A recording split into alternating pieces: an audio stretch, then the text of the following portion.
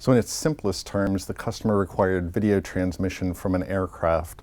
While this seems relatively simple, and certainly Inmarsat has done this many times, there were some complications based on the way the requirement was written. The requirement was for a relatively limited geographic area, and the customer had a requirement for a fixed airtime rate per annum.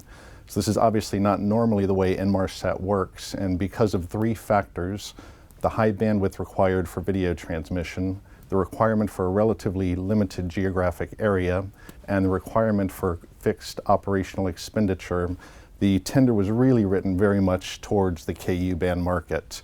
But we decided we needed to go for it. And when we when we limited our issues or problems in winning the tender, we came down to really two factors. One factor was technical, and the other factor was commercial. The technical factor being the fact that there were no Swift broadband services that met the requirement of the tender.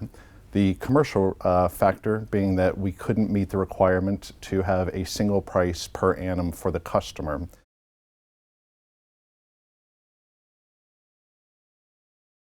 To overcome the first problem, the technical problem, we turned to Eclipse and Aero Plus Velocity, the IP aggregation solution. With this, we implemented the solution on the aircraft with aeronautically certified avionics, and we implemented the counterpart and the ground infrastructure of the customer. This enabled us to aggregate or bond two channels of the Extreme service, resulting in about 700 to 800 kilobits per second, which more than met the requirement. Now keep in mind, this was before the availability of high data rate services, or HDR. If we were to deliver the same project today, we have already aggregated for other customers two channels of HDR, delivering approximately 1.2 megabits per second. This would give approximately 50% more bandwidth to a customer today than we had at that time. So we overcame issue one, the technical issue, with Aero Plus Velocity. Issue number two, the commercial issue, we overcame via the assured access contracting mechanism. Prior to this project, assured access had not been implemented in the aeronautical environment. What assured access allowed us to do was to meet the customer's requirement for a limited geographic area by allowing him to specify a certain number of spot beams on the I-4 network in which he needed his area of operations.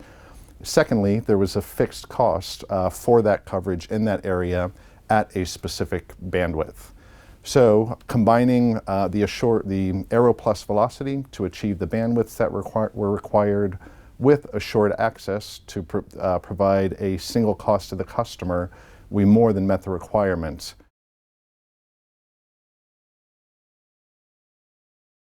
Assured access, again, went beyond what our competition in the KU band environment were able to do in two ways. The first way was flexibility in terms of geography.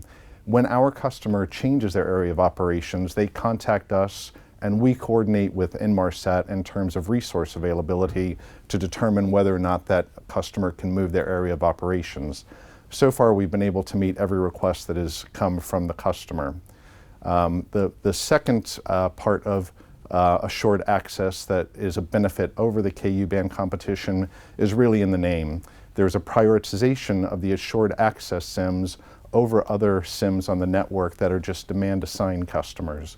What this means is, should there be too much usage on the network, the assured access customer is assured to have their connectivity. So again, in using technical creativity in the way of Aero Plus Velocity, commercial creativity in the way of the assured access contracting mechanism, we were able to beat out the competition for whom this tender was really written.